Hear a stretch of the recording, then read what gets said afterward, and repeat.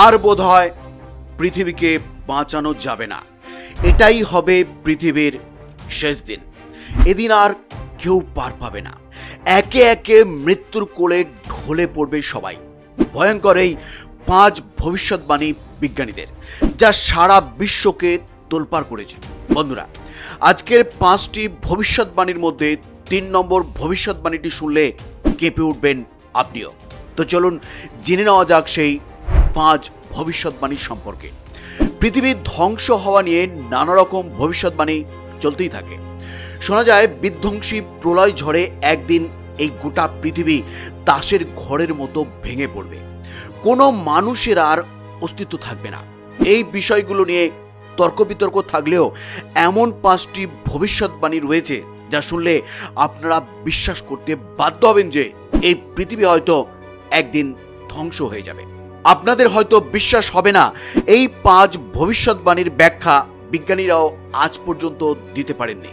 বন্ধুরা, আজকের এই ভিডিওতে আমি আপনাদের এই 5 ভবিষ্যৎবাণী সম্পর্কে সম্পূর্ণ জানাবো।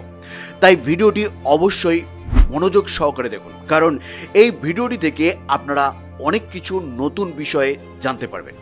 প্রথম ভবিষ্যৎবাণীটি করা হয়েছিল 1000 সালে। সেই সময় খ্রিস্টানদের এক যাজক বলেছিলেন যে সুদূর ভবিষ্যতে খ্রিস্টানদের অবতার যীশু খ্রিস্ট আবারও পুনরায় পৃথিবীতে জন্ম নেবেন এবং আগামীতে যীশু খ্রিস্ট যখন জন্মগ্রহণ করবেন তখন তিনি তার সাথে সাথে গোটা পৃথিবীকে ধ্বংস করে দেবেন।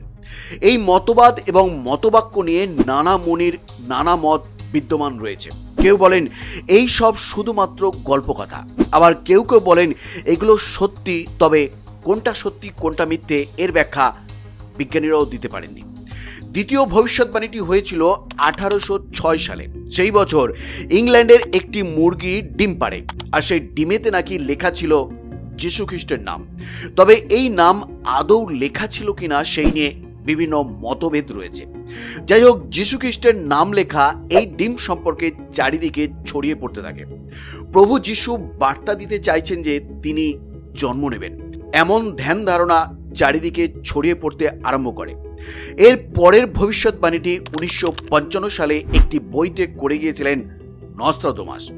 তিনিও বাকিদের মতো বলেছিলেন যে পৃথিবী এক সময় ধ্বংস হবে।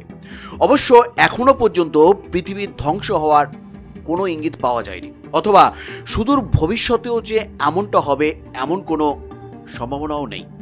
এর পরের ভবিষ্যৎবাণীটি সামনে আসে 2000 সালে। এই ভবিষ্যৎবাণীটি একটু হাস্যকর ছিল।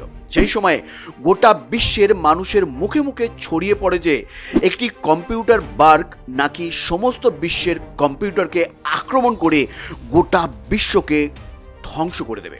বন্ধুরা, সবশেষে 5 নম্বর ভবিষ্যৎবাণীটি 2012 সালে হয়। সেই মায়া নামক একটি ক্যালেন্ডারে নির্ধারিত তারিখকে সামনে রেখে বলা হয় ওই তারিখে নাকি গোটা পৃথিবী ধ্বংস হয়ে যাবে। এই ভবিষ্যৎবাণীও গোটা বিশ্ব জুড়ে তোলপাড় ফেলে দিয়েছিল, আর এর কারণে সকলে রীতিমতো ভয়ও পেয়ে যায়।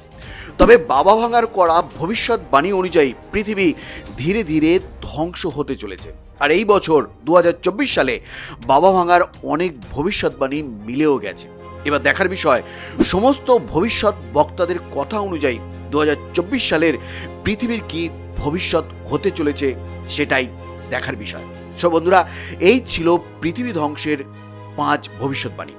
আর এই ভবিষ্যৎবাণীগুলির মধ্যে কোন ভবিষ্যৎবাণীটি শুনে আপনি বেশি আতঙ্কিত হয়েছেন সেটি আমাকে কমেন্ট বক্সে অবশ্যই জানাবেন। ভিডিওটি শেষ পর্যন্ত দেখার জন্য অসংখ্য ধন্যবাদ।